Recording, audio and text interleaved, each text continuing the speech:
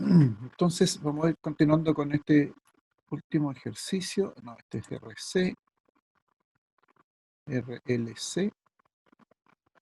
Entonces, para resumir, habíamos dicho que en el caso de los circuitos RLC, los voltajes en la bobina y el condensador van contrapuestos, por lo tanto se suman directamente las magnitudes, pues ambos son imaginarios puros, y vamos a tener una diferencia en voltaje bobina, voltaje menos voltaje del condensador, y el ángulo lo vamos a sacar de esa diferencia de voltaje y V sub R. Y teníamos un ejercicio ahí en donde teníamos un voltaje en la resistencia de 86 y fracción, en la bobina de 271 y fracción, y en el condensador de 68 volt y fracción, y la suma fasorial, que aquí aparece como números complejos, como fasores, como vectores, la nomenclatura de vectores da 220 volts, hasta ahí habíamos llegado. Y lo que habíamos dejado pendiente, ¿qué sucedía si sumábamos, o sea, subíamos la frecuencia a 100 Hz y si bajábamos la frecuencia a 25 Hz? Entonces, ¿qué va a cambiar? Básicamente, voy a ver si puedo colocar esto para acá, eso. A ver si colocamos aquí la diferencia. Entonces, perdón, esto. Entonces, si cambia la frecuencia a 100 Hz, lo que va a cambiar es el factor de potencia de este. O sea, el ómega va a cambiar de 314,1593. El 314,1593 está asociado a 50 ciclos. Y lo pueden calcular eso. Ustedes saben que omega es igual a 2πf. Se puede calcular la frecuencia sabiendo que es 314. Y por lo tanto, una frecuencia de 100 Hz es el doble de este valor. 314 por 2. Y lo que va a cambiar aquí, en este caso, va a ser el XL y el XC. Eso va a cambiar. Voy a tratar de mover esto para arriba, a ver si puedo colocar más datos aquí en esta lámina. En rigor, lo que deberías hacer es hacer una nueva lámina para los nuevos cálculos. Se me pegó.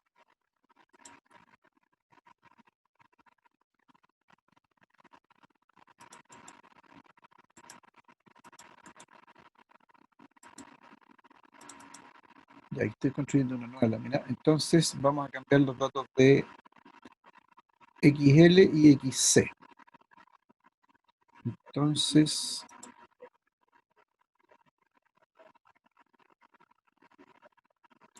voy a poner la calculadora y vamos a ir cambiando los valores. Entonces, voy a poner una calculadora aquí.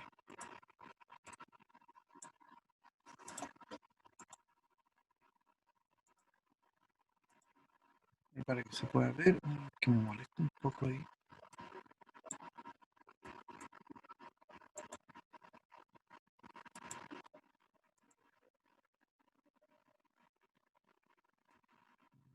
Un poco raro. Bueno, entonces 314, el XL dijimos que era el circuito RL, no alcanzo a ver, no, aquí no. 200 miliamperes, entonces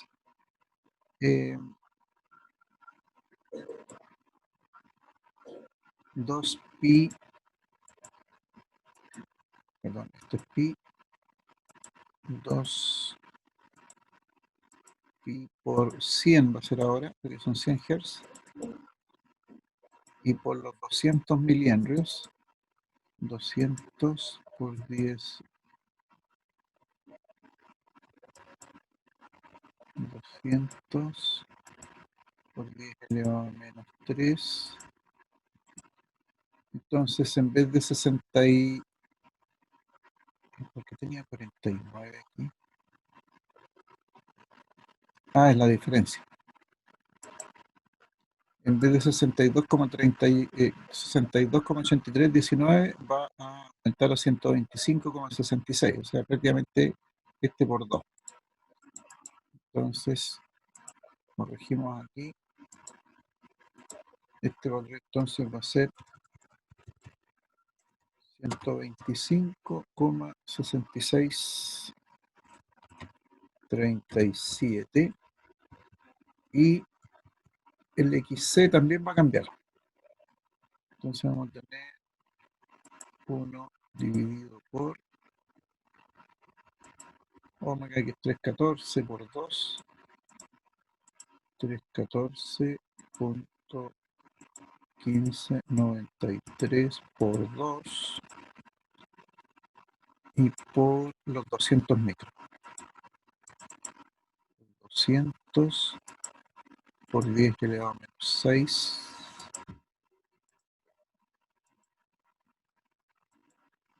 7.9577.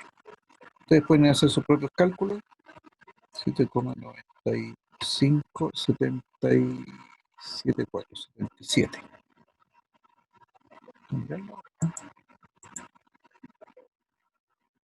Se me pega un poco el 7,9577.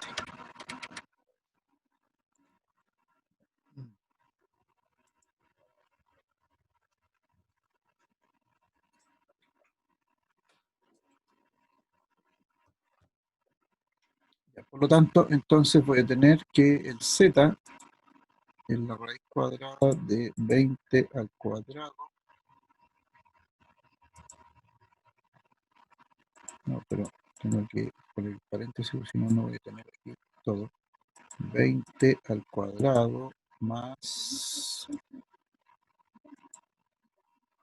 125.6637 menos los 7.97, perdón, 95.9577 y todo eso al cuadrado, y cierro el paréntesis para que me reconozca la raíz.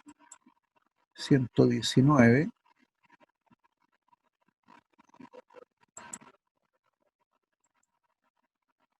Ahora les voy a pedir que vayan corrigiendo, vayan haciendo sus cálculos para saber si no nos equivocamos. Punto 39, 31.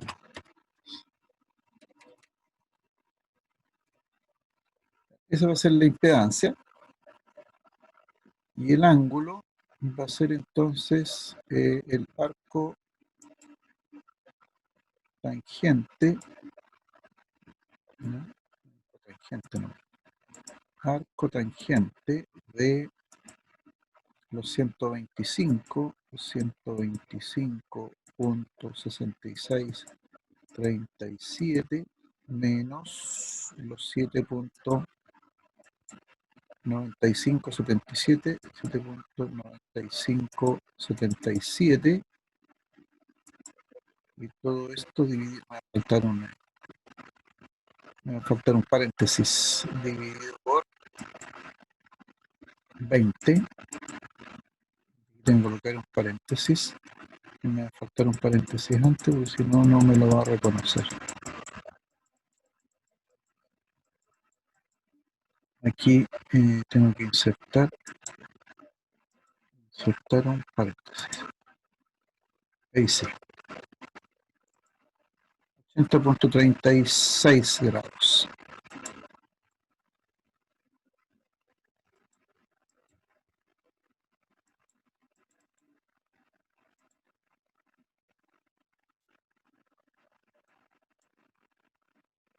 Entonces, este serían aquí.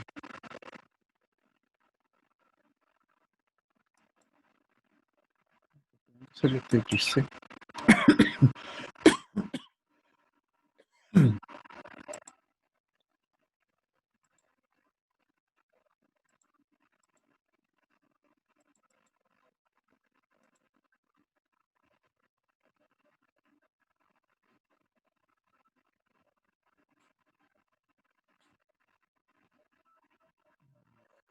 Hay que ver aquí.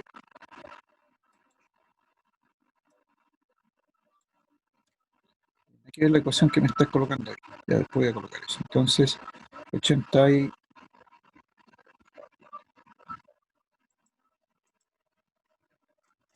tenemos entonces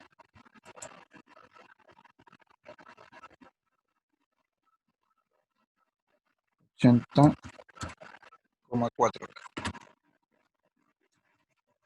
y la magnitud entonces 119.3931.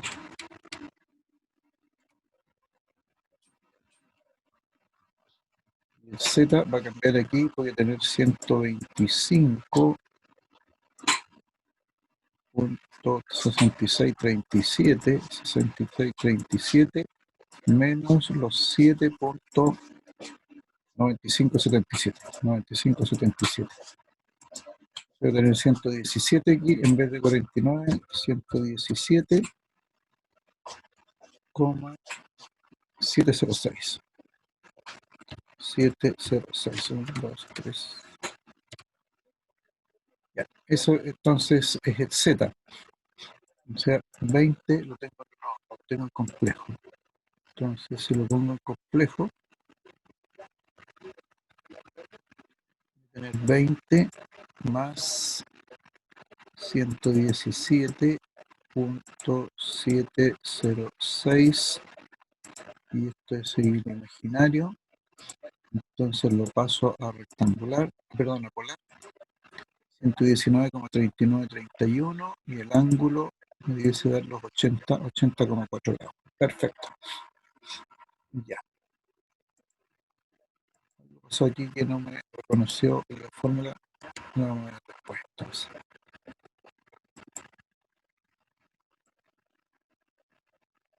Recuerden que podemos hacerlo de esta manera también.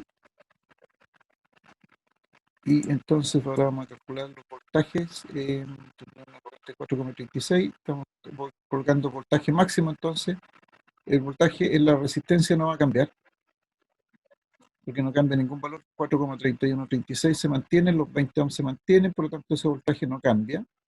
En el caso de los 100 ohms, de los 100 ciclos. Este voltaje va a cambiar, el voltaje en la bobina. La corriente se mantiene porque estamos manteniendo ese valor de la corriente, lo que está cambiando son los voltajes. Y ahora los 4,3136 los multiplicamos por los 125,6637. 125,6637 lo multiplicamos por los 4,3136. 4,3136 y eso me da 542.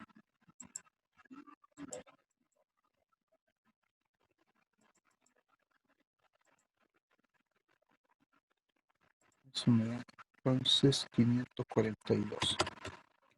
542,0629. 0629 volts, porque estoy multiplicando 4.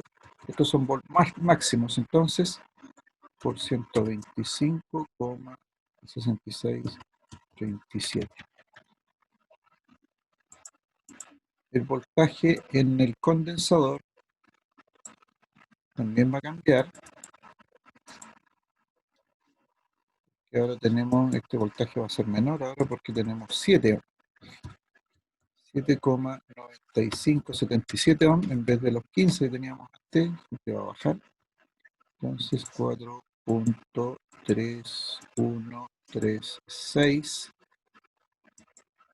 por los 7,9577, 34, bien se bajó la mitad, 34,32, 34,32, 63.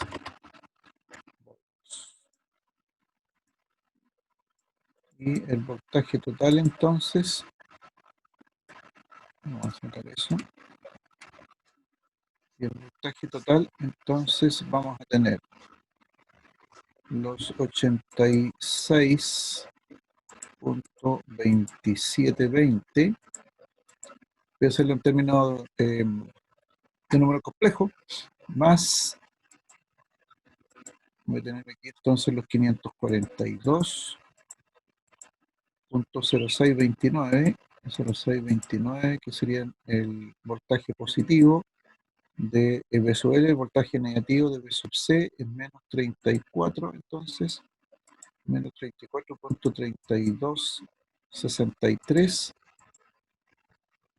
cierro el paréntesis, y todo esto es un valor imaginario, y esto lo paso entonces a polar, bien digo a polar, y voy a tener 515, 014,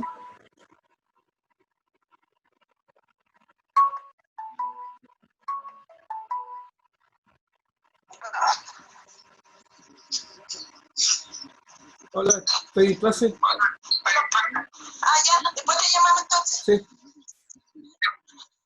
Ya listo. Entonces 515,014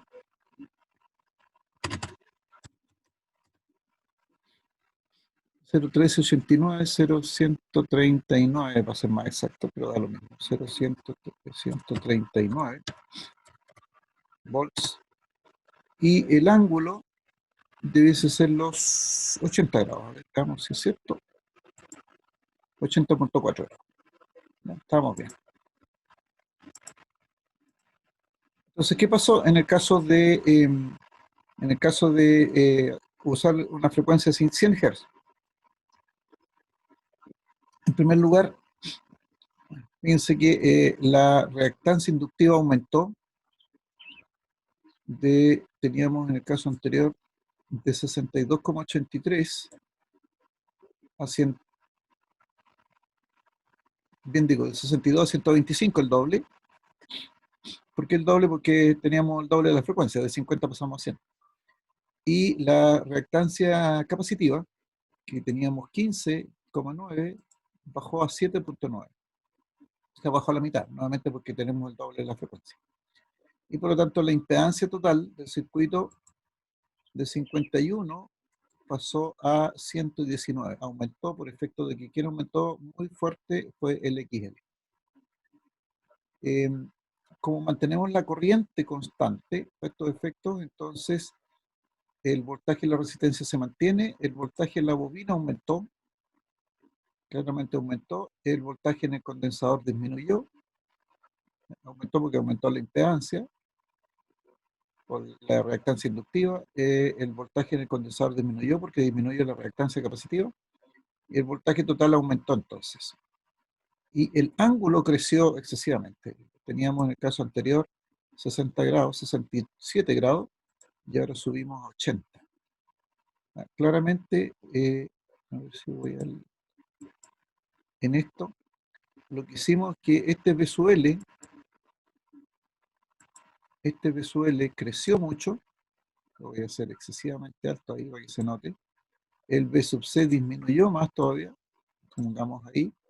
Luego la diferencia, esta diferencia se hizo mayor, porque además de crecer el V sub L, disminuyó el V sub C, por lo tanto esta diferencia se fue por acá arriba, y obviamente este ángulo, al mantenerse constante la resistencia, este ángulo creció. ¿Ven? Ese es el efecto que se produjo. ¿Ya? Y el ángulo creció bastante. Y queda mostrado ahí claramente con los valores. Por lo tanto, voy a volver esto a los valores iniciales que tenía aquí para que queden. Ya, ahí. Por lo tanto, el cambio de frecuencia, el aumento de frecuencia produce aumentos, produce cambios en todo el circuito. Ok, les dejo a ustedes para que lo calculen ahora y me vayan diciendo los valores. ¿Qué sucede cuando la frecuencia disminuye a 25 Hz? Es decir, baja a la mitad. Baja a la mitad de lo que tenía. Entonces, mientras tanto yo arreglo un poquito esto. Esos cálculos los hacen ustedes.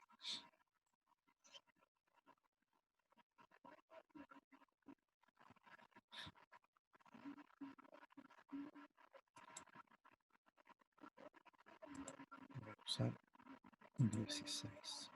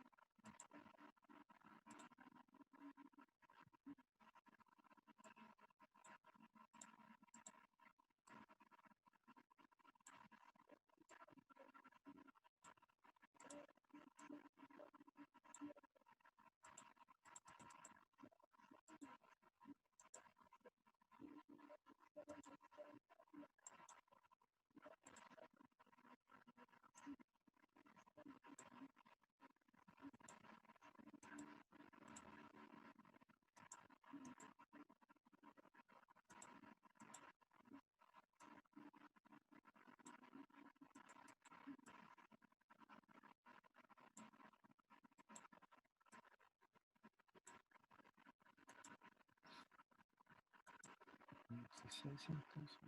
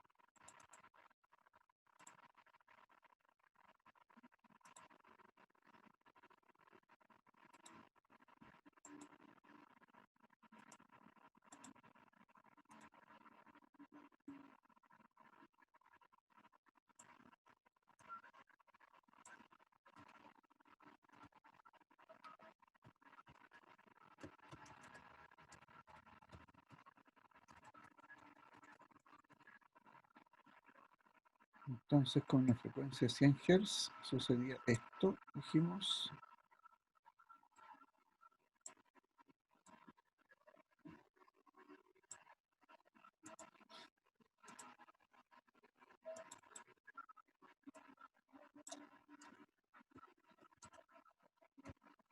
Con una frecuencia de 25.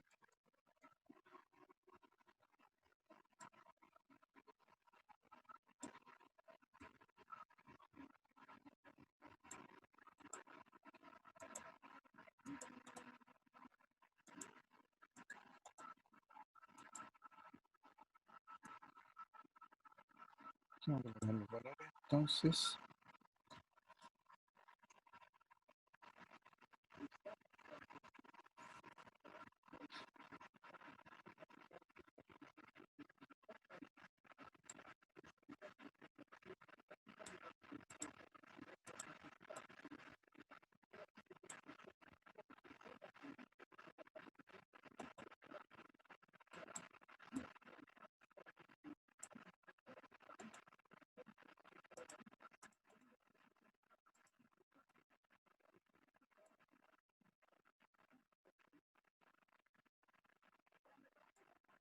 vamos a justito ahí. Ya, entonces, van diciendo por favor los valores.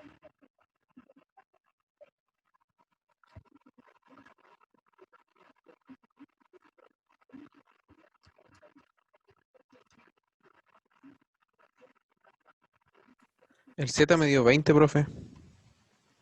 Z20, 20 y 20 real. Ahí sí que no sé porque lo calculé 20 al cuadrado más, entre paréntesis, lo que me dio de que el del XL es que es 31 como algo, y el XC igual me dio 31 como algo, y eso al cuadrado y la raíz de eso. Así lo calculé. Ah, el XL y el XC quedaron iguales. Muy iguales, muy parecido. Ah, por eso. Sí, no Me tengo dio ese cargo, lo 20. estoy haciendo también. Ya.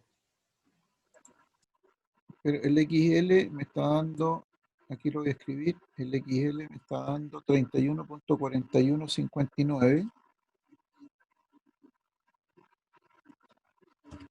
31.4159 menos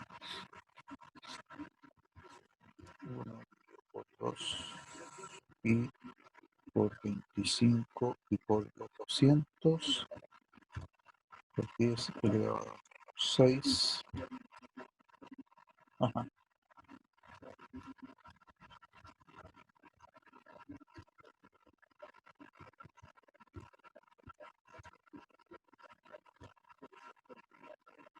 31.83.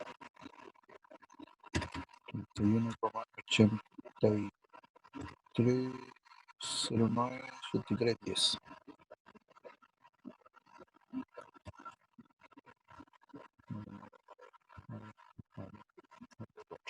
8310 ya.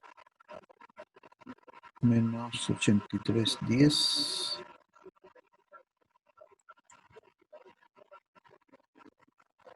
Entonces voy a tener 20 más 31.4159 menos 31.0,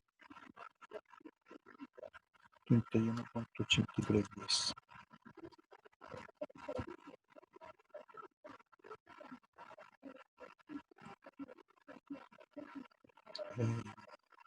Polar, rectangular. 20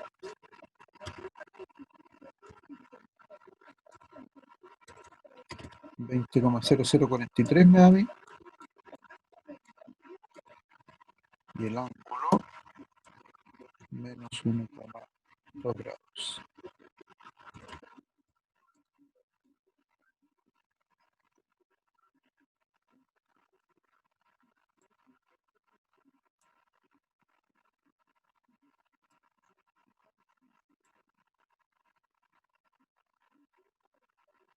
Falta un paréntesis. Sí, vamos por otro.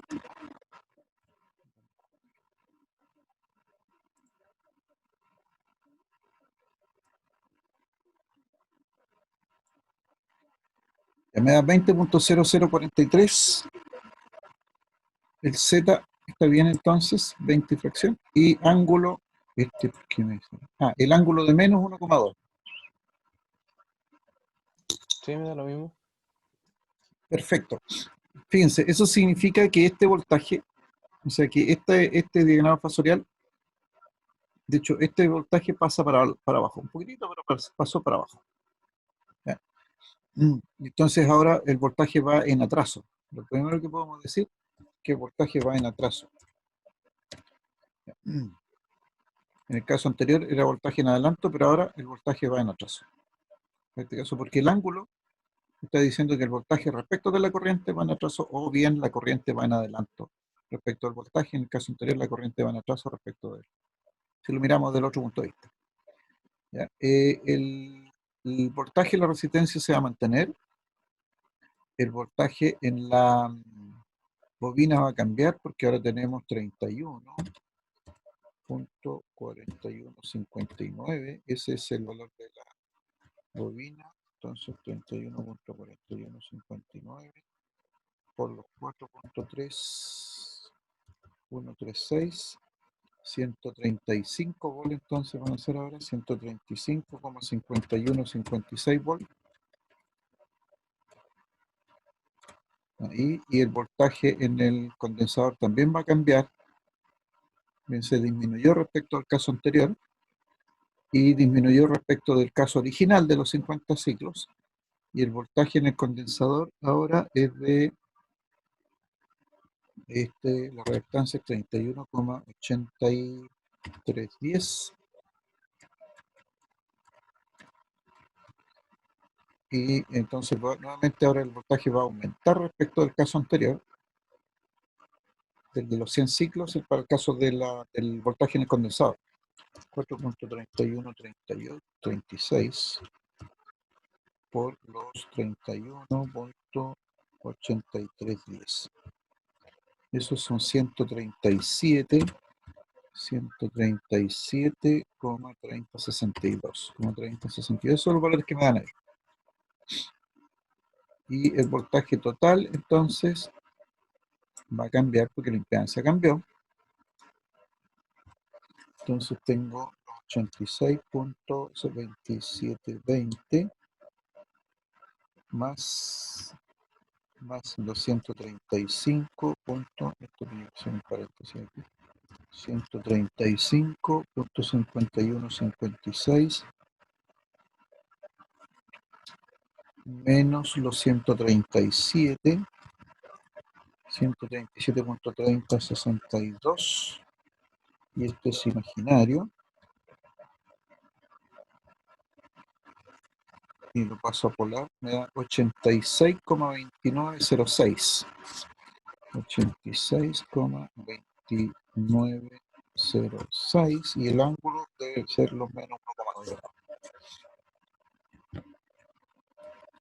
Perfecto.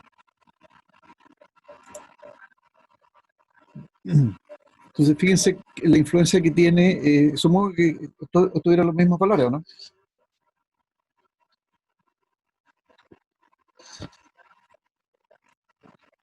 ¿Cómo, profe? ¿Obtuvieron los mismos valores? Ah, yo sí, no sé, mis compañeros se logran. Igual, Ya, perfecto. Entonces, fíjense que cómo influye la frecuencia. ¿Ya? Si podemos modificar la frecuencia, entonces, si aumentamos la frecuencia, el circuito se va a hacer cada vez más inductivo, la inductancia va a tener más poder, digámoslo así, porque va a aumentar el XL, y la capacitancia va a ir disminuyendo su influencia en el circuito porque el XC va a ser cada vez menor al aumentar la frecuencia. Ahora, cuando el proceso es al revés, el XL empieza a disminuir, o sea, cuando bajamos la frecuencia, el XL empieza a disminuir y el XC empieza a aumentar. Y en este caso, a pesar de que es poco la influencia, se nota poco, pero el XC subió tanto de que hizo bajar este ángulo y lo transformó en negativo. Fíjense, lo que pasó aquí fue que este voltaje en el condensador se hizo cada vez más grande, lo voy a hacer ahí exageradamente, y por lo tanto, al restarlo los dos, esto pasó, voy a exagerarlo un poco, pasó al lado negativo, y la diferencia ahora es negativa porque ganó el voltaje en el condensador, y por lo tanto, entonces el ángulo se hizo negativo. Ese fue el proceso que pasó ahora. Entonces, ese debiese ser el diagrama fasorial para el segundo ejemplo. ¿Ya? Entonces, en un caso, al aumentar la frecuencia, el ángulo va subiendo positivo. Al disminuir la frecuencia, el ángulo va disminuyendo porque el condensador tiene más incidencia. ¿Ya? Y pasa entonces a ser, el circuito pasa a ser más capacitivo porque la capacitancia toma más relevancia, más preponderancia en el sentido de que es, toma un valor mayor. ¿Ya? Y por lo tanto, el voltaje es mayor. Voy a volver esto a los valores originales que teníamos, que eran eso. ¿Ya? Entonces, eso es lo que decíamos el otro día cuando sacábamos la conclusión de un circuito RLC serie, que podía ser el ángulo positivo o el ángulo negativo, va a depender de la influencia que tenga V sub L y V sub C, y V sub L y V sub C dependen de los valores de XL y de XC. ¿Cuándo mantenemos la corriente constante? ¿Ya? Eso es lo que hemos hecho. ¿Queda claro el ejemplo?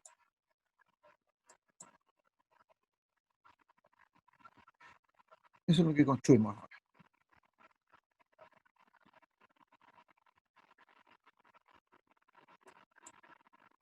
Ya, entonces ahora les voy a dar esto.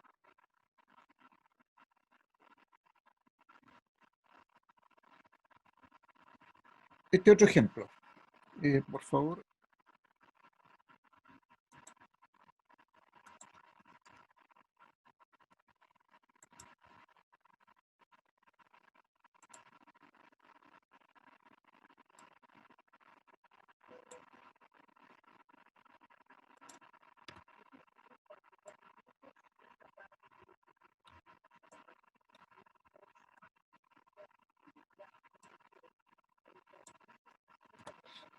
Ese, por favor.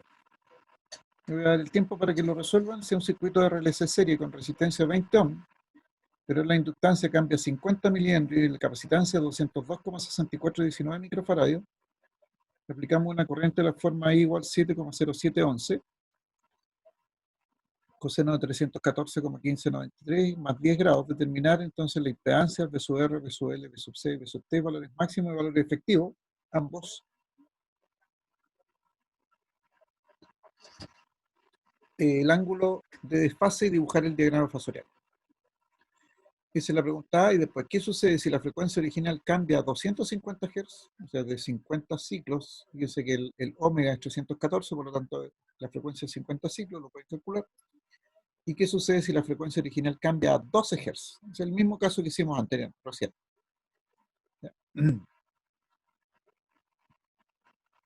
Me van comentando los valores, por favor.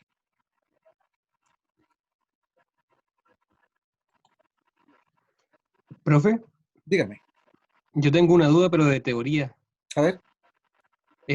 Se supone que nosotros utilizamos los cálculos, o sea, que representan más que nada la forma teórica para determinar corriente, voltaje y la forma real en la potencia en la que se transmite. La potencia es lo que consumimos, claro. O sea, Energía lo que consumimos. consumimos.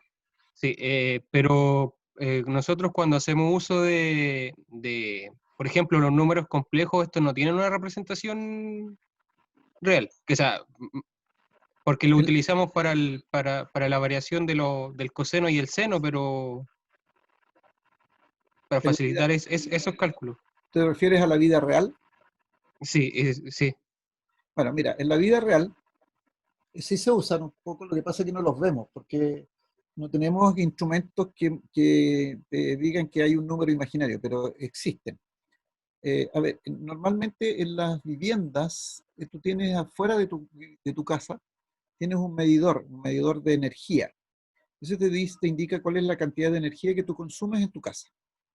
Esa energía está dada por la cantidad de corriente que tú estás consumiendo la cantidad y el voltaje que tienes aplicado, en otras palabras, y básicamente la corriente está dada por el consumo de los aparatos que tú tienes en tu casa. Por ejemplo, el refrigerador, el televisor, los equipos de música, lo que tengas conectado. Ahora, si tú piensas en el refrigerador, pongamos solamente el ejemplo del refrigerador.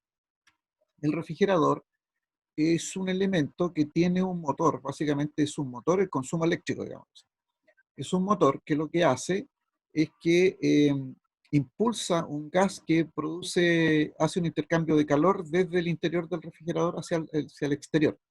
Lo que hace es extraer el calor del interior, por eso es que mantiene frías las cosas. Ahora, eh, si tú miras básicamente qué hace ese movimiento de ese gas, es un motorcito, es el compresor. Y ese compresor básicamente es una bobina. Pero como es una bobina, y lo que decíamos el otro día, me parece que lo comentaba con usted, una bobina, eh, las bobinas puras no existen en la realidad. Las bobinas están constituidas, están formadas por conductores, largos conductores, que están enrollados sobre un núcleo de fierro. ¿Ya? Y por lo tanto, cuando yo enrollo un conductor sobre un núcleo de fierro, construyo una bobina, diciéndolo en términos muy sencillos, y por lo tanto puedo obtener el valor de L, ¿ya? O el XL de la bobina. ¿Ya? Puedo obtener este valor de L, supongamos los 50 miliamperes que aparecen aquí. Pero el conductor en sí mismo también tiene una resistencia. El conductor, por el solo hecho de ser conductor, de tener una longitud y tener una sección, tiene una resistencia. Y eso no lo puedo separar. Entonces, una bobina siempre va a tener una parte resistiva, va a tener una parte inductiva. Es decir, aquí va a estar el valor imaginario. ¿Ya? Va a existir en la realidad. Y por lo tanto, si nosotros pudiésemos medir el ángulo de fase entre el voltaje y la corriente que tenemos en el medidor, vamos a ver que existe un valor imaginario, o sea, vamos a ver ese ángulo. Ese ángulo se puede medir. ¿Ya? Existen los denominados cosenofímetros. Ese es el instrumento que mide el coseno phi, o sea, el factor de potencia de ese ángulo, en otras palabras. Puedo medir ese ángulo. Ahora, en los domicilios existe esa forma. En el caso de las industrias, en las industrias se mide por separado la potencia real, la potencia activa, que es la consumida por las resistencias, digámoslo, efectivamente, y se mide por separado la potencia reactiva. Vamos a ver esos conceptos más adelante. Y ahí hay un instrumento que mide potencia reactiva, es decir, potencias de valores imaginarios. ¿Ya? Y de hecho, los instrumentos, si yo tomo un multitester y lo ocupo, voy a mirar un multitester para que ustedes vean ahí. No sé si perdí esto. Entonces, el multitester me está dando un valor de voltaje o frecuencia, ¿ya? Como cualquiera de estos que estoy poniendo aquí en la pantalla. A ver, y este voltaje, este valor, por ejemplo, me dice cuál es bueno, en este caso no sé qué me está midiendo, el voltaje, me está midiendo un voltaje, eh, pero me da el valor el módulo, digámoslo de esa manera. ¿Ya? Me está dando el módulo de la medición. Y con eso básicamente nosotros nos quedamos, ¿no? Porque hay algunos instrumentos que no nos permiten medir el ángulo, ¿no? Este instrumento, por ejemplo, no permite medir el ángulo, mide voltaje, a ver si lo puedo aumentar, creo que no. Mide voltaje aquí como está midiendo, no está midiendo un LED test, mide voltaje en corriente alterna, voltaje en corriente continua, milivolt, mide resistencia, mide ampere en corriente continua, miliampere, microampere, y también mide en corriente alterna, pero no mide ángulos. Y este hace una especie de cálculo del módulo, eso es lo que está midiendo. ¿Ya? Pero efectivamente nosotros en la realidad sí podemos medir potencia activa y potencia reactiva. Y la potencia reactiva, como lo vamos a ver un poco más adelante, por ahora les voy a pedir que me crean, ¿no?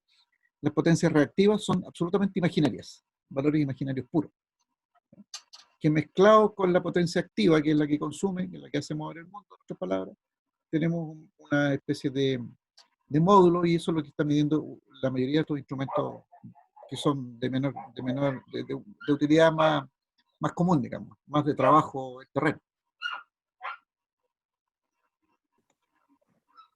Ya, profe. Entonces, que sea, básicamente nosotros como que los denominamos imaginarios por las propiedades distintas a los vectores, pero igual tienen una incidencia en la realidad.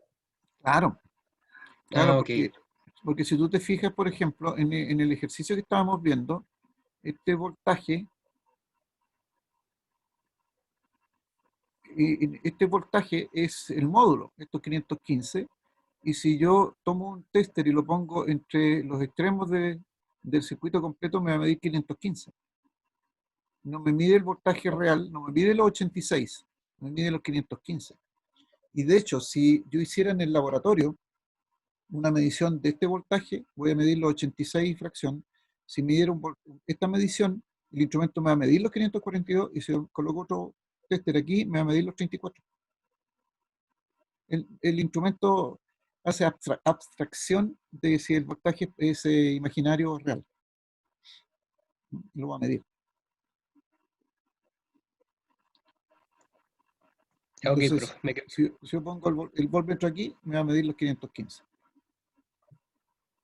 A mí la otra vez se me murió el disco duro de este computador y después no podía cargar un multisim, que es un simulador. Voy a ver si lo puedo cargar. Porque ahí podemos mostrar qué pasa con esto. Se puede simular eso.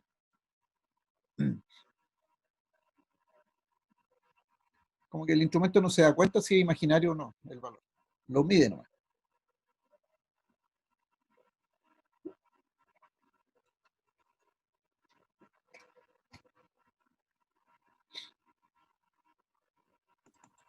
Profe, ahora me acordé de otra duda. Ya, dígame. Sí se puede. Cuando hablamos de adelantado o atrasado, por ejemplo, estaba el ejemplo el primero que puse era de un interruptor, donde estaba y después llegaba la carga, el voltaje o la corriente. Cuando hablamos de adelantado o atrasado, significa por ejemplo, si el voltaje está adelantado, eh, ¿llega antes que la corriente? ¿O cómo? Esa parte no la entendí. Ya. Dame un segundito.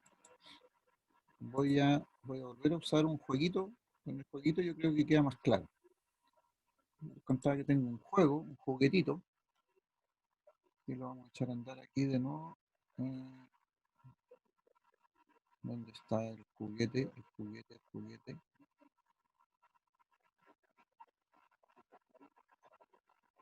Un segundo, por favor. Este juguete.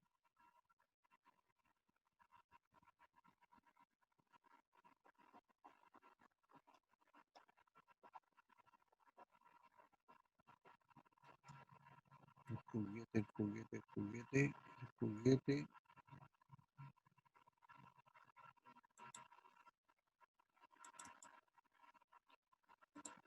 Debe estar aquí el juguete.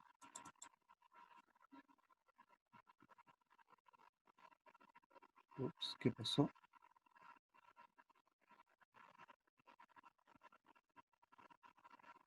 Va. ¿Dónde está entonces?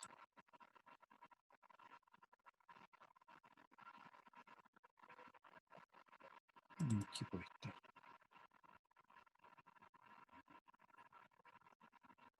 Aquí está. en otro lado, se divide por otro lado. ¿Me pueden mostrar un juguetito?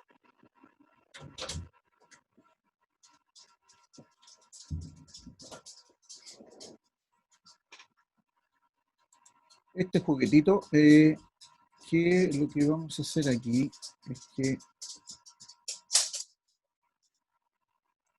esto es lo que quiero.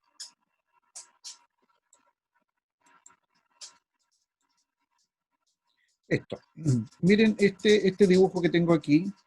Aquí hay 3 fasores que se están moviendo. Esto es lo que sucede en la vida real. ¿Ya?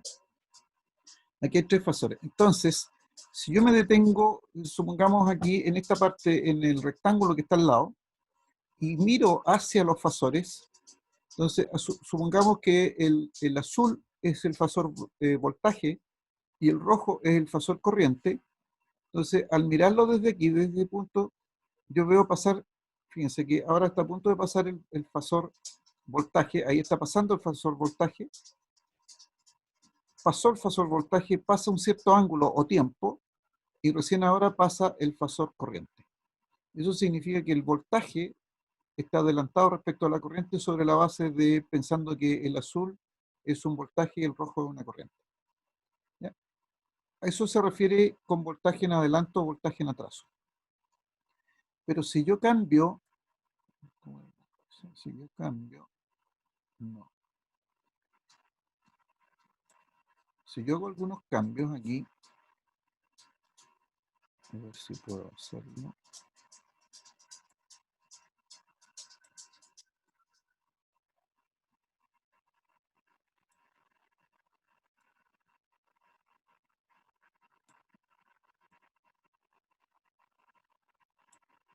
Ya, si yo hiciera ese cambio, asumamos que ese cambio es producto del cambio de los parámetros del circuito, seguir mirando el vector rojo y el fasor rojo y el fasor azul, y manteniéndonos mirando desde aquí mismo, tal como estamos mirando desde el costado de este rectángulo, ahora estaría viendo pasar primero el fasor rojo, que sería la corriente, y luego, en este instante ahora, pasa el fasor azul. Entonces, en este caso, el voltaje está atrasado respecto a la corriente. Eso es lo que sucede. Se pueden cambiar de ubicación. ¿Y por qué razón? Por el diagrama fasorial que yo les mencionaba. Entonces, cuando nosotros trabajamos en electricidad, estos valores de voltaje y corriente son siempre fasores. Fasores que nosotros lo hemos definido como vectores que están en movimiento. Y el movimiento siempre es así, tal cual como lo está mostrando esto.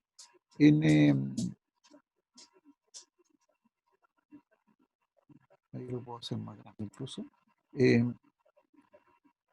Siempre el movimiento es en el sentido contrario a las manillas del reloj. ¿Ya? Es antihorario. Siempre esa es la forma en que se ha definido, en sentido antihorario. Y al ser en sentido antihorario, entonces yo siempre voy a ver que uno de los dos adelanta o atrasa, independientemente del lugar donde yo me pare. Por ejemplo, aquí yo me puedo parar en el rectángulo, aquí en el costado del rectángulo, o me puedo parar en este rectángulo que está acá arriba, o me puedo parar acá abajo donde están las letras, donde dice suma de fasores, independientemente de donde yo me pare, siempre voy a ver que primero pasa el fasor rojo, que en este caso era la corriente, habíamos dicho. Así que estoy parado aquí abajo, ahora está pasando el fasor rojo, y un cierto tiempo después, que se traduce en ángulo, pasa el fasor voltaje que ahora está pasando, frente a mi visión. ¿Se fijan? Ese es el concepto de fasores, vectores que están girando, y de adelanto y de atraso. Pero si yo cambio ciertas condiciones, puedo hacer entonces que me cambien los ángulos. Yo puedo cambiar ahí, por ejemplo.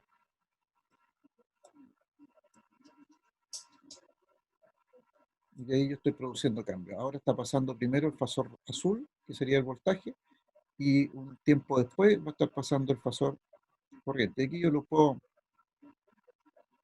en este juguete yo puedo manipularlo de distintas maneras.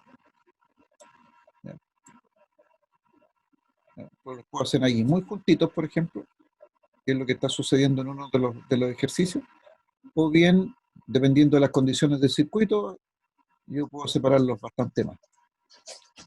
Pero ese es el concepto. ¿Ya? Siempre estos están en movimiento. Y lo que nosotros dibujamos, voy a volver, lo que nosotros dibujamos aquí,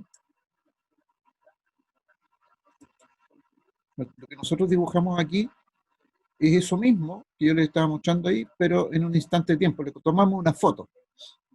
¿Ya? Y esa foto da lo mismo que esté así o que yo la gire, empiece a girarlo, porque siempre este ángulo es constante, no cambia. Mientras no cambien los parámetros del circuito, este ángulo no va a cambiar. ¿Ya? Y dijimos que este ángulo no va a cambiar porque lo que para que este ángulo cambie, lo que debe cambiar es el XL y el XC. Y este ángulo es independiente del valor de la corriente, del voltaje que yo le aplique. No está relacionado con eso.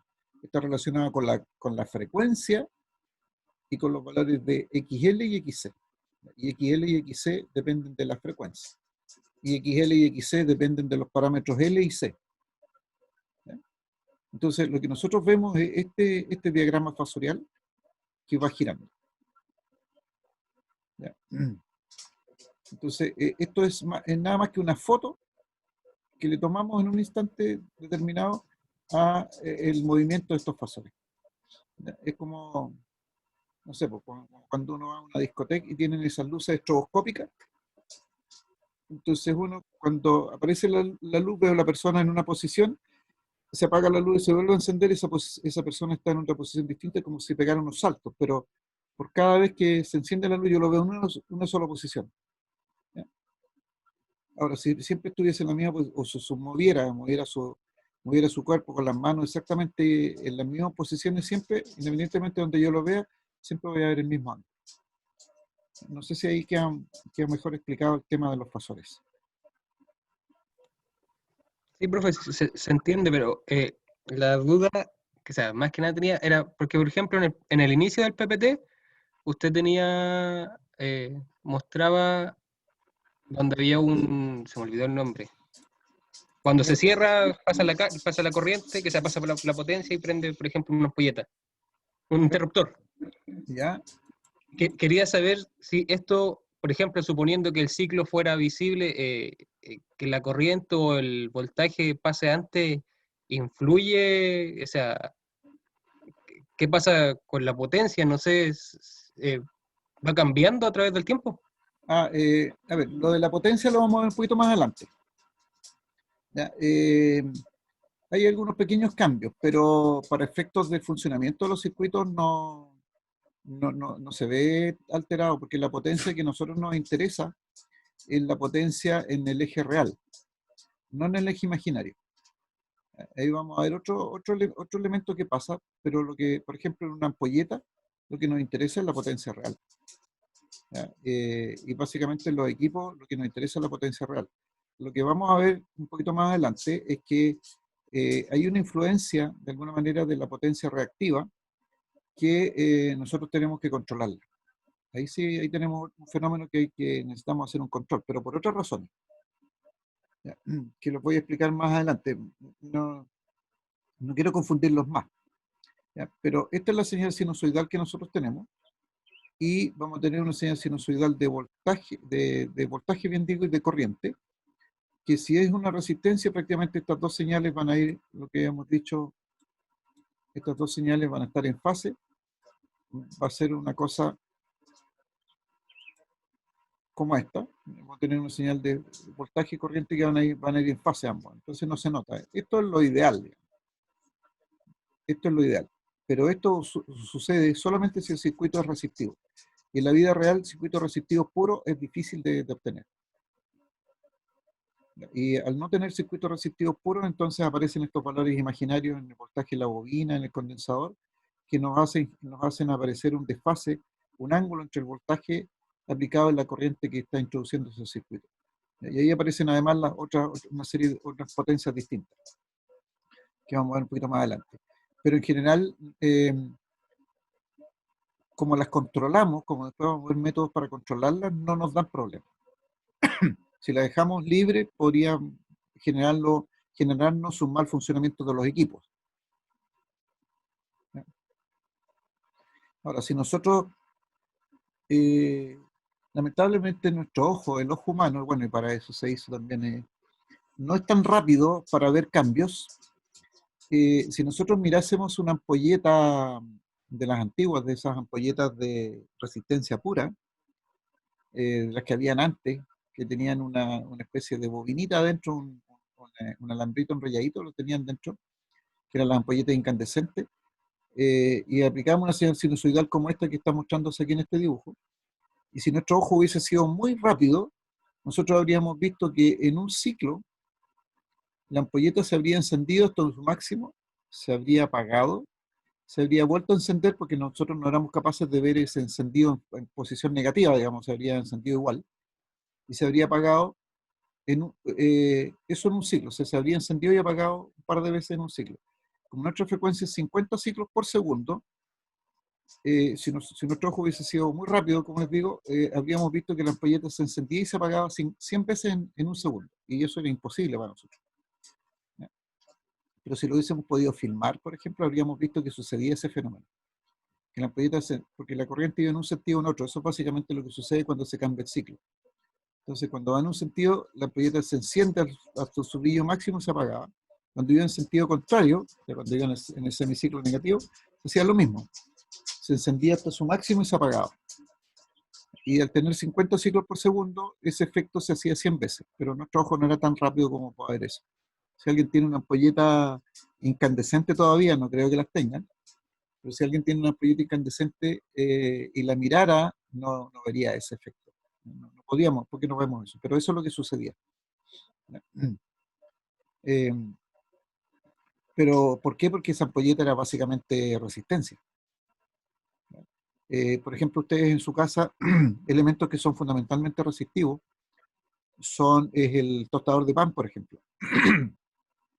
El tostador de pan, esa tostadora de pan que uno le pone las tajadas de pan digamos, en forma vertical.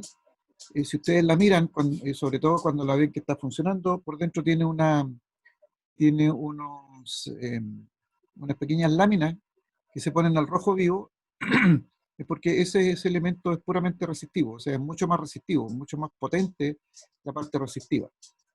Y ahí estamos usando, digamos, de la mejor manera la energía eléctrica. Otro elemento que ustedes tienen que es casi puramente resistivo, casi, pero no es el total, es el secador de pelo.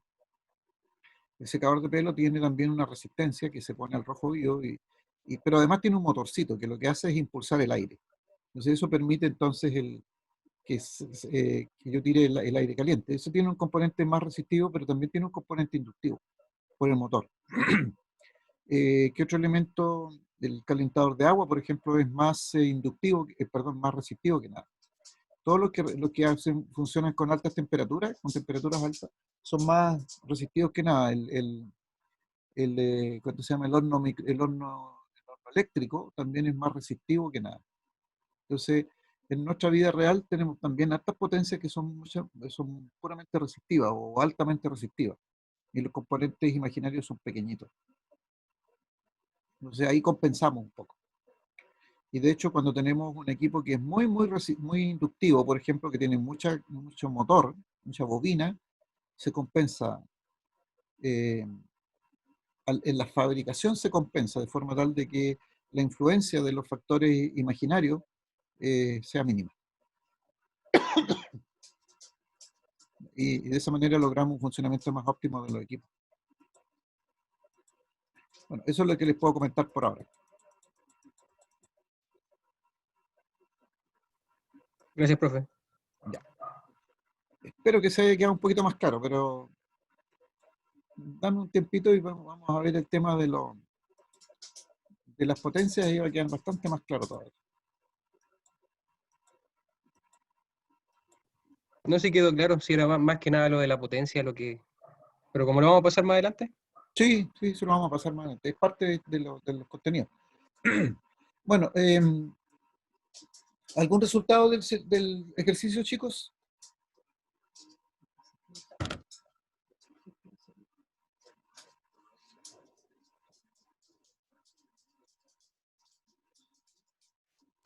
Yo tengo, profe, hice la de 250 igual.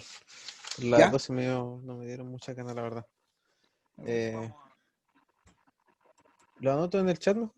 Para compararlo. Ah, no, No, ya. dígalo, porque aquí la puse ya. Lo que pasa es que yo la tenía calculada aquí, pero para incentivarlo a que lo calculen.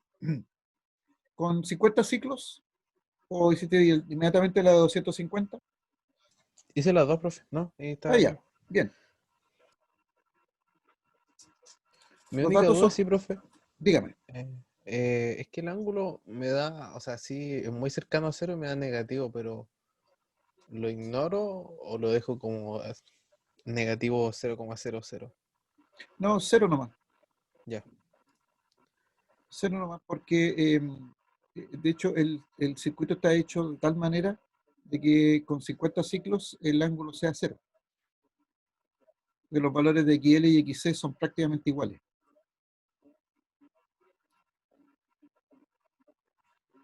Me imagino que yo tengo aquí que el XL es 15,708 y el XC es 15,708 también, usando 4 decimales.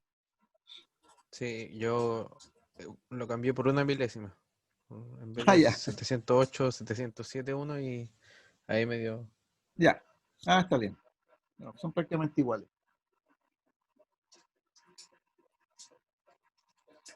Claro, cuando el XL y XC son iguales, prácticamente iguales, se anulan entre ellos.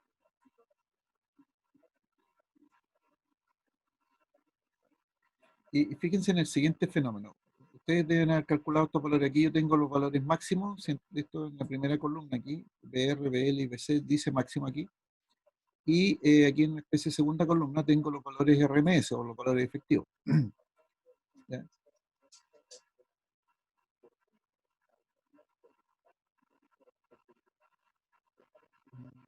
Me parece que aquí tengo un pequeño error.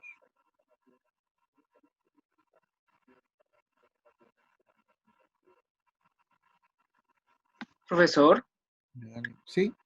el efectivo no debería ser Sí, 78,5, sí, sí, sí, porque eso estoy mirando, no puede ser mayor.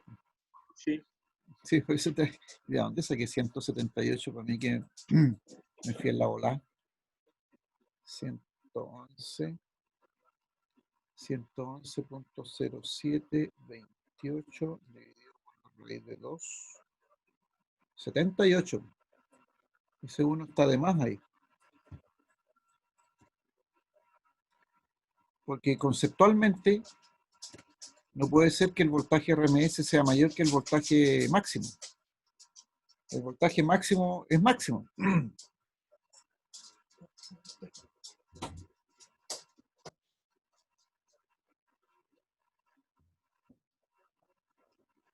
Sí, ahí sí está bien, 78. Se me quedó un 1 de más ahí. Entonces, si ustedes se fijan, el voltaje en la bobina y en el condensador son iguales, 111 y 111 en los máximos, y los RMS 78,5 y 78,5. Como les decía, si yo tomo un instrumento como el tester que les mostraba antes y mido aquí el voltaje en la resistencia, me va a decir 100 volts. Si mido efectivo. Si mido el voltaje en la bobina, me va a decir 78,5 volts efectivo, y si mido en el condensador, me va a decir 78,5 volts efectivo. No me aparece un signo menos, ninguna cosa, ni una J. Eso el instrumento no lo tiene. Me dice esos valores. Pero yo sé que esos valores son imaginarios puros y uno va a encontrar en contra del otro. Uno en una dirección y el otro en la otra dirección. Y se van a anular. Y por lo tanto, el voltaje total del circuito, si yo mido ahora el voltaje aquí, va a ser el voltaje y la resistencia. Por esta condición de que el XL y el XC son iguales. Esa es la razón. Y si el XL y el XC son iguales, entonces aquí en el Z se van a anular. Y si se anulan, entonces queda el Z parece ser como solamente como si fuese un valor resistivo puro, o real puro, y el ángulo es 0 grados. Ahora, si yo cambio la frecuencia a 250, fíjense que la reactancia inductiva, me imagino que si lo pudieron calcular, de 15 aumentó a 78,5 y la reactancia capacitiva de 15 disminuyó a 3. Entonces apareció un ángulo aquí. Ya no son iguales, Entonces, este valor de aquí, el imaginario de aquí, no es cero. Esta diferencia aquí no es cero. Y por lo tanto, el circuito se transforma en un circuito inductivo. ¿Ya? Y si se baja la frecuencia a 12 ciclos, o 12 Hz, entonces el XL de 15 que teníamos originalmente bajó ahora a 3,8 aproximadamente. Y el XC de 15,7 subió a 65,45 aproximadamente. Y ahora la influencia de la reactancia capacitiva es mayor que la de la reactancia inductiva, claramente aquí comparando estos dos valores. Luego el ángulo es negativo. Y el circuito se transforma en un circuito capacitivo. Solo por el hecho de cambiar la frecuencia. Ahora, lo bueno que nosotros tenemos en nuestra red eléctrica real es que tenemos una frecuencia constante. Bastante constante, está regulada por ley. Y nuestra frecuencia es de 50 ciclos por segundo. Existen variaciones. Las variaciones que se permiten en el 90 entre el 94 y el 98% del tiempo que yo hago una medición, la frecuencia nuestra debe estar entre los 49,8 ciclos por segundo y los 50,2 ciclos por segundo. Y eso está regulado. Y eso las empresas tienen que medirlo una vez al mes en determinados puntos de la red. Por lo tanto, nuestra variación de frecuencia es de 0,4 ciclos, es la nada misma. Está muy, muy bien regulada. Por lo tanto, los cambios que vamos a tener en las bobinas y los condensadores, en nuestro equipo, por ejemplo, en el refrigerador que ustedes tienen en su casa, en las aspiradoras, que son básicamente equipos con mucho motor, no les afecta ese pequeño cambio de frecuencia. Es muy mínimo lo que les afecta. Entonces funcionan bastante bien en general. ¿Por qué? Porque estamos con la frecuencia regulada. Por lo tanto, los cambios que se pueden producir no van a ser por efectos de la frecuencia.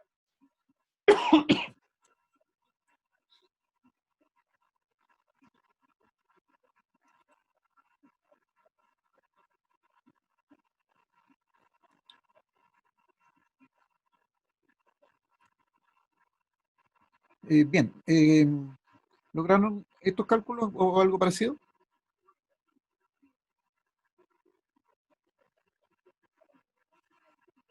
Sí, profe. Sí, profe. Ya, ok. Para que avancemos, vamos a pasar ahora a los circuitos perdón, antes que avancemos, se me ha olvidado esto. Fíjense que nosotros podemos, esas impedancias que tenemos, supongamos la impedancia que tenemos en el circuito aquí, supongamos 20 más J78,5 menos J3,14 o cualquiera de estas dos impedancias que tenemos aquí o las tres, las podemos llevar a un diagrama de fasores. En rigor el primero no es un diagrama fasorial, sino que es un diagrama de números complejos, en donde yo puedo dibujar aquí la resistencia. ¿Ya? El valor de la resistencia es un valor real, y puedo dibujar la reactancia inductiva como valor imaginario puro positivo y la reactancia capacitiva como valor imaginario puro negativo. ¿Ya? Y dependiendo de cuál de las dos sea mayor, el XL o el XC, voy a tener esta diferencia XL menos XC positiva o negativa o cero. ¿Ya? Supongamos que la diferencia es positiva, tal como está mostrado aquí. Entonces yo sumo el valor de R y el valor de XL menos XC, sumo vectorialmente. Entonces voy a tener la impedancia y la impedancia va a tener un cierto ángulo. Entonces este diagrama, nosotros le vamos a llamar diagrama RX, así se conoce, ¿no? Como el diagrama RX. Pero además, si a este circuito nosotros le aplicamos una corriente, entonces esa corriente por la resistencia me va a dar un voltaje, y la corriente por el XL me va a dar un voltaje en la bobina, y la corriente por el XC me va a dar un voltaje en el condensador. Por lo tanto, aquí voy a tener un B sub L menos B sub C. Y entonces también puedo dibujar esto mismo, en donde voy a tener el B sub R en el eje real, el voltaje en la bobina, el voltaje en el condensador en el eje imaginario, y la diferencia va a depender si el voltaje es mayor que el voltaje de la bobina es mayor que el voltaje en el condensador, o sea, si hay más influencia de la bobina que el del condensador, o bien es al revés. Y esta diferencia de voltaje bobina-condensador puede ser positiva o negativa. ¿Ya? Si es positiva, igual que en el caso anterior de las reactancias, entonces vamos a obtener este ángulo de fase y este ángulo phi, Es exactamente el mismo ángulo de phi que está acá. Entonces podemos dibujar este diagrama Rx y podemos dibujar este diagrama BI. Este diagrama BI ya es un diagrama fasorial. Nosotros hablamos de diagrama fasorial. A este también se le conoce como diagrama fasorial porque en estricto rigor no es fasor. Pero este sí, estos son diagramas fasoriales. La impedancia no es un fasor, no es un número complejo. Este sí es un fasor. ¿Ya? Entonces, ahora la gracia es que en el diagrama BI, en el diagrama Rx, este ángulo phi es exactamente el mismo. ¿Ya? Si yo tengo el mismo circuito, obviamente. Es porque la obtención del diagrama BI a partir del diagrama Rx es simplemente multiplicar los componentes XL, R y XC por una corriente y voy a obtener este diagrama. Entonces, aquí tenemos dos diagramas de los cuales podemos hacer uso. Eso en primer lugar. Bueno, pero no solo de circuitos serie tenemos, no solamente tenemos existencia de circuitos serie, sino que también tenemos la existencia de circuitos paralelos. ¿Ya? Y para esto, mejor voy a mostrar esto por ahí. Entonces, en un circuito RL paralelo, tengo una resistencia y una bobina, ahora las conecto en paralelo, tal como está aquí en el dibujo. Y voy a aplicar ahora un voltaje de la forma de corriente alterna, B coseno omega t más beta. Ahora, ¿por qué aplico un voltaje? Porque yo sé que en el circuito paralelo el voltaje es el mismo en cada uno de los elementos del paralelo. Y por lo tanto, eso lo puedo controlar. Y voy a ver ahora qué pasa con la corriente. Entonces, yo sé que este voltaje, al aplicarlo en la resistencia me va a responder con una corriente, que le vamos a llamar I sub R, corriente de la resistencia, y si aplicamos el mismo voltaje a la bobina también va a responder con una corriente. Entonces, nosotros ya sabemos que por ley de Ohm, la corriente de la resistencia es el voltaje partido por la resistencia, y la corriente en la bobina es el voltaje dividido por la reactancia inductiva. Esos datos ya los conocemos. Entonces, podemos ahora hacer un diagrama fasorial. Nuevamente elijo un par de ejes cualquiera, y voy a poner ahora en el eje como la referencia el voltaje. En el caso anterior poníamos la corriente, pero ahora poníamos la corriente porque la corriente era la misma para todos. Aquí el voltaje es el mismo para todos. Por eso que pongo el voltaje ahora como referencia. Y mido las corrientes respecto de este voltaje. Entonces, de acuerdo a unos dibujos que hicimos hace tiempo ya, nosotros decimos que cuando tenemos un voltaje aplicado a una resistencia, la resistencia responde con una corriente y esa corriente va en fase con el voltaje. Por lo tanto, la corriente de la resistencia la dibujo aquí en fase con el voltaje. Y la corriente de la bobina va a estar desfasada respecto del voltaje en 90 grados negativos. Por lo tanto, voy a tener una corriente en este sentido. ¿Ya? Y este desfase angular es producto entonces del XL. Ahora, si yo sumo la corriente de la bobina y la corriente en la resistencia, entonces voy a tener una corriente total, que es esta corriente que está entrando aquí al circuito, y obviamente voy a tener un desfase angular entre la corriente y el voltaje que origina la corriente. Y en este caso va a ser negativo porque hemos puesto como referencia el voltaje. Si quisiéramos poner la corriente como referencia, el ángulo va a ser positivo, porque todo esto deberíamos correrlo un poquitito, pero lo interesante es que independientemente de quién esté en la referencia, siempre el voltaje va a ir en adelanto respecto de la corriente. Ustedes se fijan, este voltaje va primero que esta corriente. O sea, en el sentido de lo que hablamos, de que estos son fasores que están constantemente en movimiento, siempre va a pasar el voltaje primero y un ángulo phi después va a pasar la corriente. ¿Ya? O al revés, vemos que la corriente pasa atrasada respecto del voltaje o el voltaje pasa adelantado respecto a la corriente. Ahora, ¿cómo calculamos ese ángulo? Bueno, sabiendo la ley de Ohm, perdón, la ley de corrientes de Kirchhoff, que sabemos que la corriente es la suma de estas dos corrientes de I sub R más I sub L, pero I sub R e I sub L son fasores que están en ángulo, entonces podemos usar Pitágoras. Y entonces vamos a encontrar de que aparece nuevamente la ley de Ohm, I igual a un B, esto debe ser partido por un Z, y fíjense que aquí aparece un elemento que se llama impedancia, igual que en el caso anterior, que es 1 dividido por ahora la raíz de 1 partido por R cuadrado más 1 partido por XL cuadrado. Si ustedes recuerdan, cuando nosotros hacíamos resistencia en paralelo, la resistencia equivalente o total era 1 dividido por 1 partido por R1 más 1 partido por la R2. Esto nos tiende a recordar un poco esa situación, solo que aquí aparecen números al cuadrado y una raíz cuadrada. Pero tiene la tendencia de elementos en paralelo. Y aquí también entonces podemos calcular el ángulo, y el ángulo, ¿cómo lo calculamos? Con el arco tangente de IL dividido por IR. Entonces nos vamos a encontrar que el ángulo de desfase va a depender de los parámetros del circuito, de R y de XL. ¿Ya?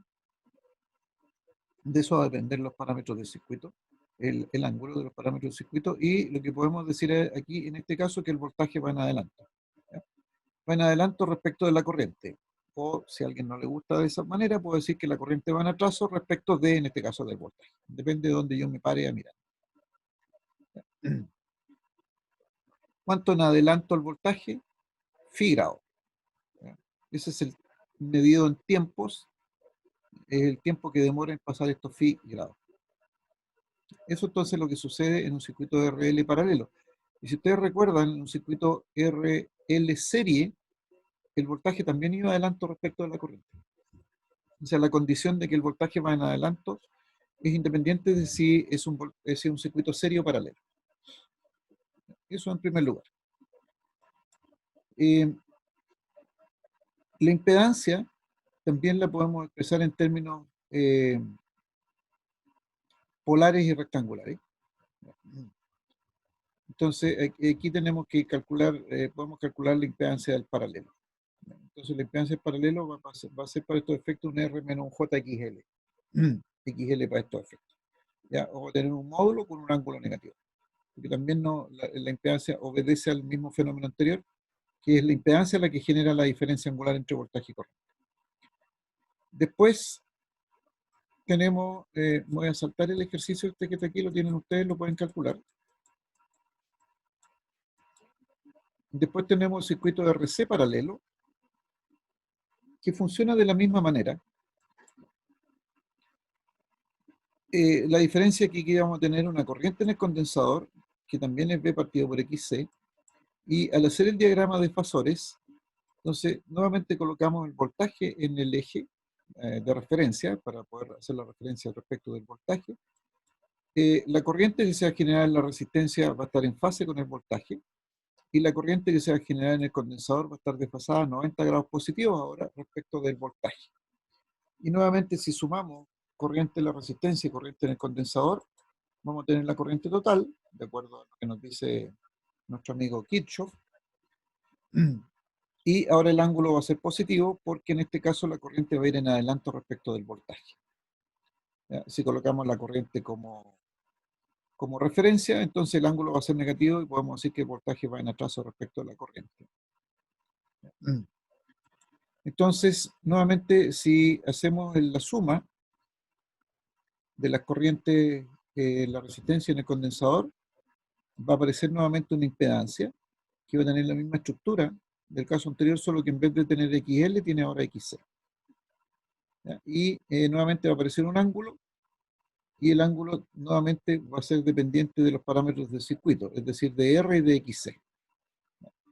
Y lo otro que podemos decir es que en este caso el voltaje va en atraso, respecto de la corriente, obviamente. Siempre estamos hablando respecto de la corriente cuando hablamos de voltaje en atraso.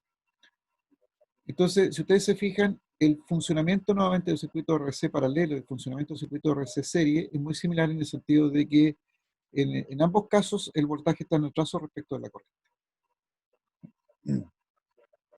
Y en el caso de un circuito inductivo, entonces el voltaje va en adelanto respecto a la corriente.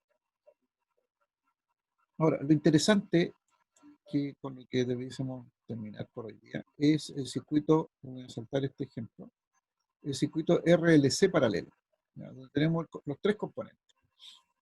Entonces, nuevamente, voltaje, entonces sabemos que las corrientes son voltaje dividido por resistencia, voltaje dividido por reactancia inductiva, voltaje dividido por reactancia capacitiva. Recuerden que estos valores XL y XC son imaginarios. Este es J, es JXL y este es menos JXC, por eso es que aparecen los ángulos positivos y negativos aquí.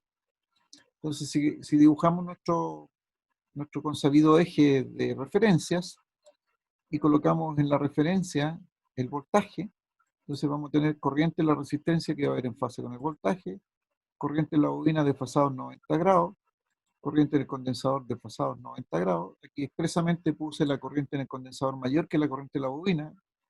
Eso es absolutamente arbitrario. Entonces, si hacemos la suma de la corriente bobina y condensador, entonces restarlo, en otras palabras, y si ahora sumamos con la corriente de la resistencia, entonces vamos a tener una corriente total y un ángulo de desfase. Ese ángulo va a ser positivo, puede ser positivo o negativo, va a depender de si la corriente en el condensador o la corriente en la bobina es mayor. Aquí, como arbitrariamente yo decidí que la corriente en el condensador era mayor, entonces el ángulo es positivo, pero si hubiésemos tomado el caso contrario, que la corriente en la bobina era mayor, el ángulo habría sido negativo. Entonces, podemos tener, dependiendo de los parámetros del circuito, recuerden que estos niveles de corriente dependen del XL y del XC. Entonces, dependiendo de esos parámetros del circuito, podemos hacer que el voltaje adelante a la corriente o el voltaje atrás a la corriente, como en el caso que está aquí dibujado. ¿Ya? Si IL es mayor, entonces el voltaje va a ir en adelanto respecto de la corriente. ¿Ya? Eso es lo que sucede. Y nuevamente vamos a tener ahora, podemos calcular, entonces aplicando Pitágoras en este diagrama espacial, nos vamos a dar cuenta que aparece una impedancia que va a ser el inverso de la raíz cuadrada de 1 partido por R al cuadrado, más, ahora sí va a ser 1 partido por XC menos 1 partido por XL al cuadrado. ¿Ya? Y fíjense que independientemente si el XL o el XC es mayor, o que esta diferencia sea positiva o negativa, no es tan relevante porque como va al cuadrado, el valor negativo desaparece, y por lo tanto no vamos a tener aquí una resistencia con un número complejo para todo esto. ¿Ya? Y el ángulo de desfase, este ángulo phi, sigue entonces siendo dependiente de los parámetros del circuito, ¿ya? De R, de XL y de XC. ¿Ya? Por lo tanto, no depende ni del voltaje ni de la corriente que se le aplique al circuito. Y nuevamente, dependiendo de los valores XL y XC, entonces el ángulo va a ser positivo o negativo. ¿Ya? Entonces, en resumen, en circuitos tanto serie como paralelo, los comportamientos son relativamente similares. Vamos a tener impedancias, la estructura de las impedancias van a cambiar. Recuerden que en el caso serie es una especie de suma la que tenemos en la raíz cuadrada. Aquí tenemos una suma de inversos en la raíz cuadrada, con valores al cuadrado. Entonces ahí hay cambios, pero el ángulo sigue dependiendo de los parámetros del circuito, ¿ya? El ángulo de fase entre voltaje y corriente. O sea, lo primero que ya sabemos es que sí hay ángulo de fase entre voltaje y corriente. ¿Ya? Y eso va a depender de los parámetros del circuito. Y obviamente los parámetros, el XL y XC, dependen de la frecuencia, ya lo vimos. Y vamos a hacer un ejercicio que lo vuelve a hacer de la misma manera. Ahora, en el caso del circuito de RLC paralelo, si el ángulo phi es positivo, tal como está aquí, el voltaje va en atraso respecto a la corriente. Ahora, si el ángulo phi, pensando en el voltaje en la referencia, si el ángulo phi es negativo, entonces el voltaje va en adelante. Y podemos hacer referencia a eso, voltaje en adelanto, voltaje en atraso.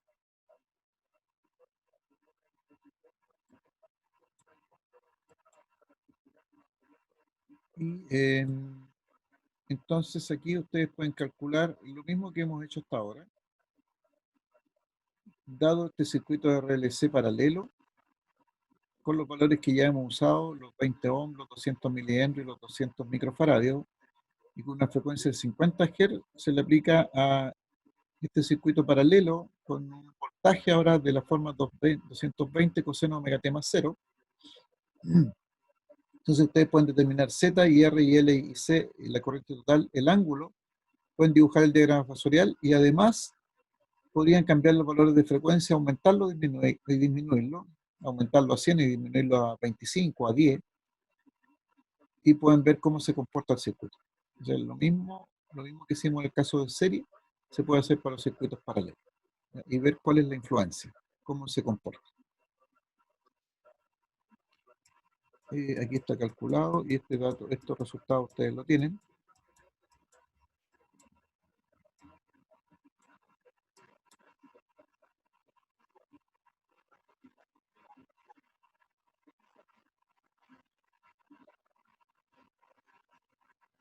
y les puedo dar un espacio de tiempo para que lo calculen por ahora, esto con 50 ciclos, para ver qué pasa.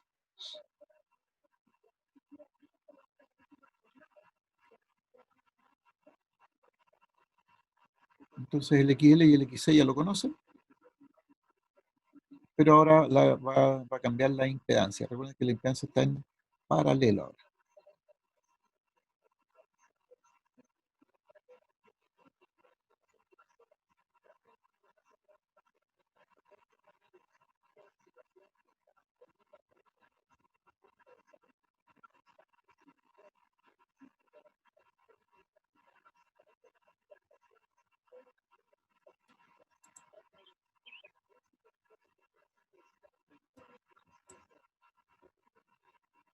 No sé por qué tengo tan pequeñito estos datos aquí.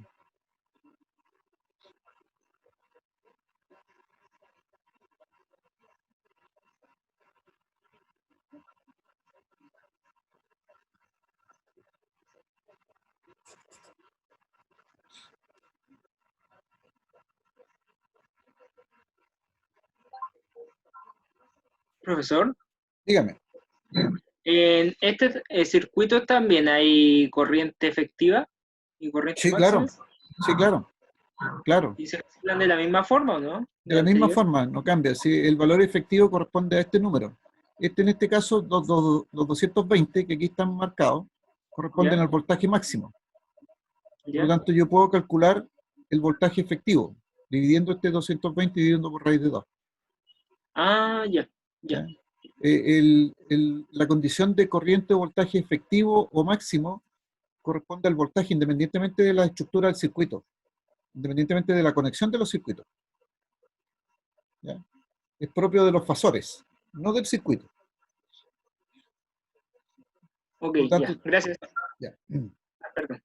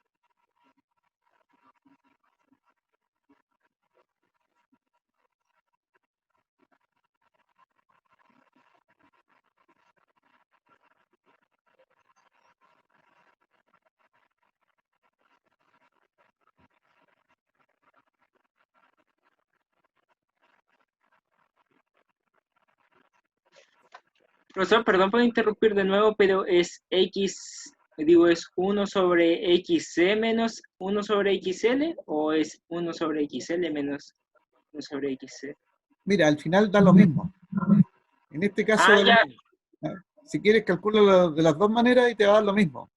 Ah, claro, está en el cuadrado. Claro. Perdón, no lo había hecho. Sí.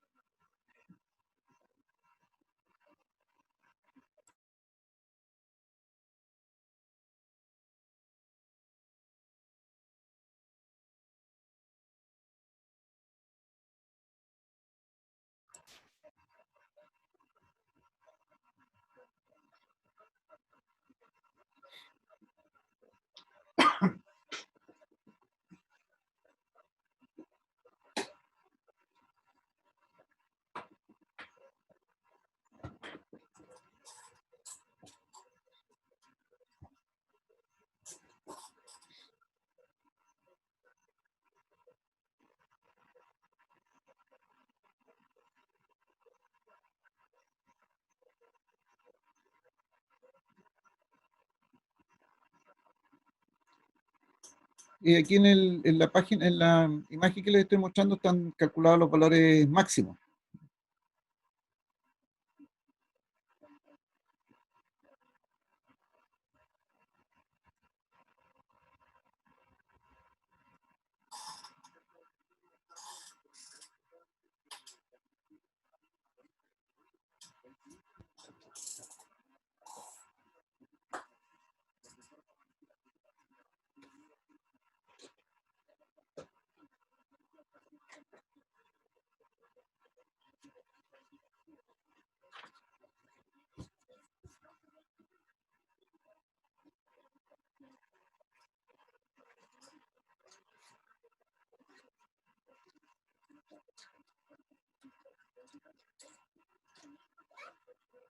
Quiero hablar contigo, pues.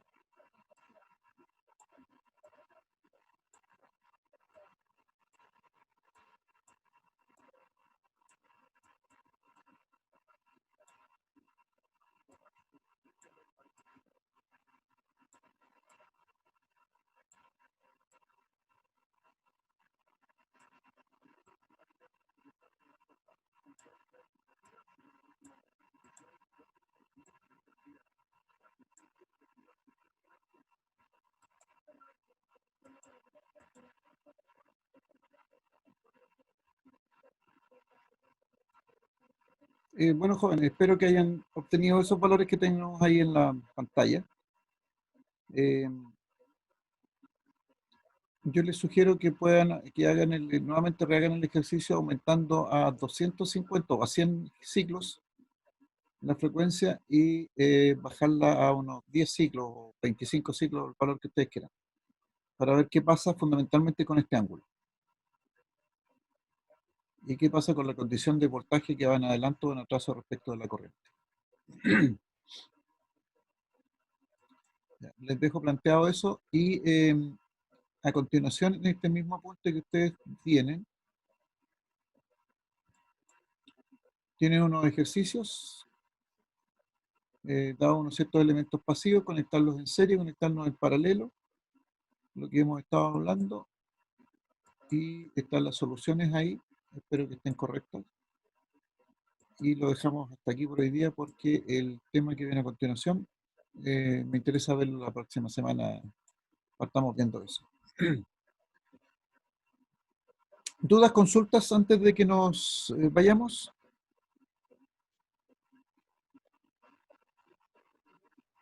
Profe, Dígame. ¿cómo en cuántas semanas más va a ser la prueba?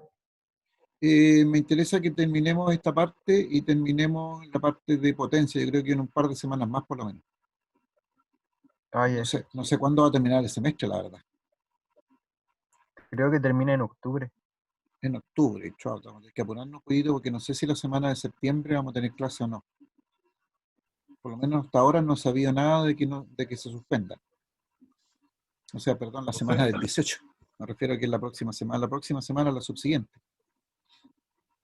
Profe, se supone que el 17 y el 18 que son el feriado o el 18 nomás, parte del feriado. El feriado parte el 18 y 19. Pero las instituciones públicas, como es la universidad, habitualmente, si el 17 es día hábil, suspende las actividades a mediodía cuando estábamos ¿cómo se llama?, en funcionamiento presencial. Por eso que desconozco qué va a hacer la universidad. No he visto alguna indicación que diga que se suspenden las actividades a partir del 17 al mediodía, por decir algo, en esta modalidad que estamos aquí fuera en forma no presencial. Pero, profe, igual cae día 16 la clase ese día. Ah, entonces no deberíamos tener problema. No No he es que fijado. suspendan las clases la otra semana porque yo por lo menos tengo prueba de agenda, así que Ah, ya. Sí, tienen razón, es jueves 17. Sí, tenemos clase la próxima semana. Yo espero terminar la próxima semana, partir con ver lo que es el tema de resonancia y avanzar en el tema ¿cómo se llama?, de potencia, que es lo que nos queda. E inicialmente podríamos tener la prueba el 30 de septiembre. Y tenemos que darle duro estas 2 semanas.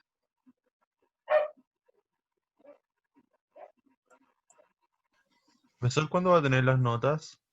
Debía tenerlas ya, pero las voy a tener este fin de semana con seguridad y se las voy a enviar por correo.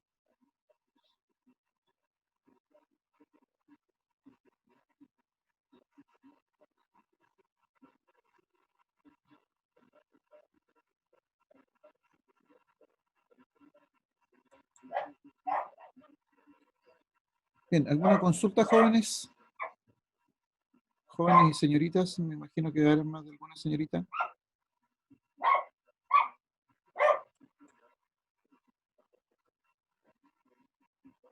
Yo al menos no, profe. Bien, ahí hay un par de ejercicios planteados con sus soluciones, los podrían hacerlos. Y si tienen alguna duda, la próxima semana me la consultan cuando entremos y si no, avanzamos rápidamente. No, profe. Bueno, profe, que esté Bien, bien. nos vemos, que estén bien, cuídense. hasta luego, profe, gracias. Chao, chao. Gracias.